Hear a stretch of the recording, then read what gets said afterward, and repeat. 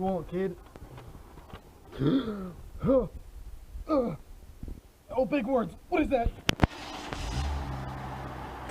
Sorry. This is... Oh, I sure wish I could read. See you later, kid. The 13th Amendment. What an amendment. The purpose of this amendment was to abolish slavery. And this was prompted by the Compromise of 1850, which was basically about slave state to free state ratio and also the issue of representation.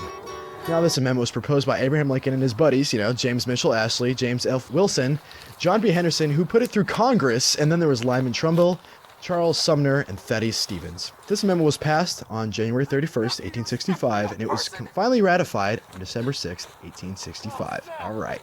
And now, this issue originally took place basically across all of the South, because that was where slavery was prominent. The formal process began with the Emancipation Proclamation in 1863, and then after that, it went to Congress, which it was denied multiple times until a Republican majority passed it finally. And then this became a serious issue, actually because of the state representation in Congress, as well as the free state to slave state ratio, which was mentioned earlier. And that also resulted in the Compromise of 1850.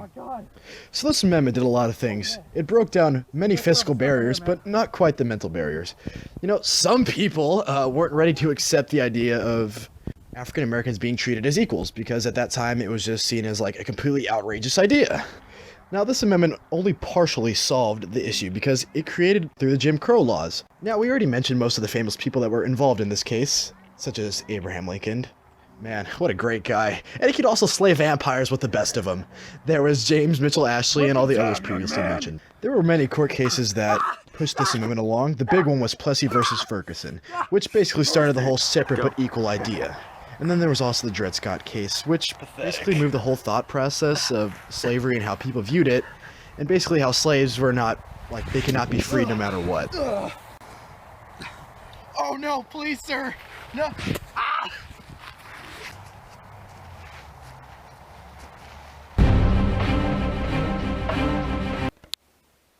So Davis, what do you think about the 13th Amendment? Well, Kevin, the way I see it is that it just really did not do enough. I mean, the Jim Crow laws were still put into place even after the amendment was passed. And honestly, I feel like if they would have modified it in some sort of way to where it was just like, no one can interfere with this. Like, this is a passed law. You can't just, hey, we're going to put these Jim Crow laws into place, I mean, Jim Crow is not God. He can't just do that.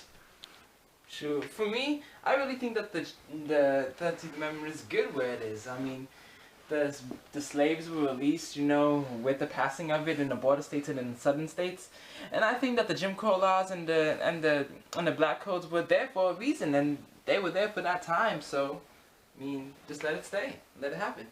All right, that's a very good point you brought up. But still, though, I really think we should have modified it. But honestly, today there is seriously no problem. I mean, there's different races that are having problems with segregation, but not so much. It's gotten better, definitely. So honestly, I'm starting to agree with you, though. I see your point, definitely. I feel like the 13th Amendment was just perfect the way it is.